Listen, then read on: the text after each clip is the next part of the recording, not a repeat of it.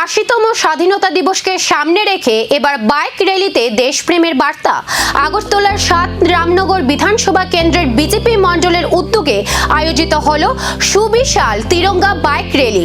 র্যালিতে উপস্থিত ছিলেন আগরতলা পুর নিগমের মেয়র সহ বিজেপি মণ্ডলের নেতৃত্ব, কর্মী ও সমর্থকরা। জাতীয় পতাকা হাতে বাইকে চেপে র্যালিতে অংশ নেন কর্মী সমর্থকরা।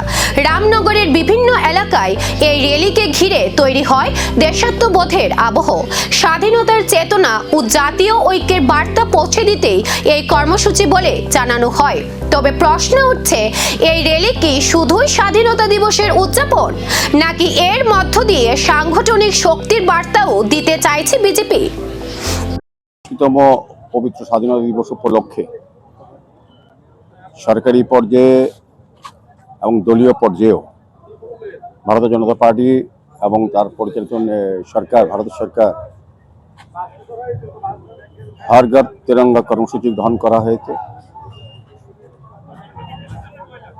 আমাদের সরকারের পক্ষ থেকে, আমাদের দলের পক্ষ থেকেও আবেদন রাখা হয়েছে প্রতিটি ঘরে, প্রতিটি বাড়িতে, প্রতিটি প্রতিষ্ঠানে, সরকারি হোক বেসরকারি হোক, সমস্ত সরকারের সঙ্গে সমস্ত প্রতিষ্ঠানে যাতে জাতীয় পতাকা যথাযথ মর্যাদায় এবং সম্মানের সহিত, শ্রদ্ধার সহিত উত্তোলন করা হয়।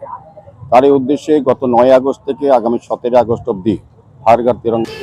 দেশপ্রেমের বার্তা নিয়ে রামনগরের রাজপথে দেখা গেল তিরঙ্গার ঢেউ। বিজেপি মণ্ডলের উদ্যোগে এই বাইক র্যালিতে মেয়রের অংশগ্রহণ, কর্মী ও সমর্থকদের মধ্যে বাড়তি উৎসাহ তৈরি হয়েছে।